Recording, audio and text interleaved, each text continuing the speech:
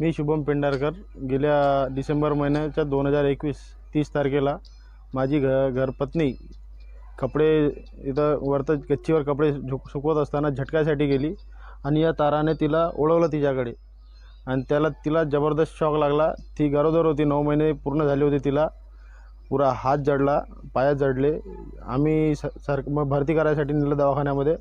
तिथे थोडं करता करता तिचा पुरा हात काढण्यात आला इथनं। आधी इथनं गेला, मग नंतर इतक्याला 2 वेळा तिच्यावर शस्त्रक्रिया झाली। ती 9 महिन्याची गर्भ होती। बरं झालं की तिला एक मुलगी झाली, घरवालीला माझ्या मुलगी झाली आम्हाला एक। ती त्यातनं बचावली, पण तिचा हात जो आहे तो पूर्णपणे गेला आहे। तो आता सध्या तो काही येणार नाही। आम्ही जे काही करून राहिलो, परिस्थिती थोडी खराबच होऊन राहिली सर। हे खर्च करता करता पूर्ण पैसे लावता दर 2 दिवसाला 3 दिवसाला चंद्रपूरला आम्हाला जावं लागते। पुन्हा अजून तिच्या तब्येतीमध्ये व्यवस्थित सुधारणा नाही आहे। आमची अपेक्षा एवढीच आहे की ज्यांची ही लाईन आहे त्यांच्याकडनं आम्हाला काहीतरी नुकसान भरपाई मिळायला पाहिजे। त्याची MSCB मार्फत किंवा शासनामार्फत काही ना काही मदत आम्हाला मिळाली पाहिजे, जेणेकरून तिच्यावर पुढील उपचार आम्हाला करता येईल।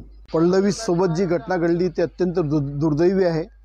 या वार्डामध्ये तुम्ही पाहत असाल तर त्या पूर्ण त्या घरांपासून तर इकडे मागील या सर्व घरांपर्यंत ही 33,000 kVची हाय व्होल्टेजची लाईट जाते आहे आणि यामुळे यांचं सर्व लोकांचं जीवन हे अत्यंत म्हणजे जीवघेण्या परिस्थितीतून हे लोक जीव मुठीत घेऊन राहतात। ही जी घटना घडली ती अत्यंत दुर्दैवी आहे।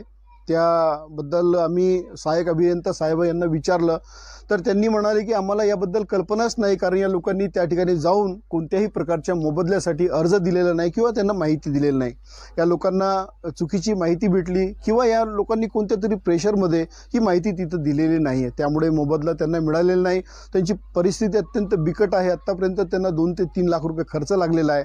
मागील जानेवारी महिन्यात पल्लवीने एका गोंडस मुलीला जन्म दिला आणि अत्यंत दुःखाने तुम्हाला सांगावं लागते की त्या मुलीला मायेच्या मायेनं ती जवळ घेऊ शकत नाही, कारण तिला हात नाही आहे।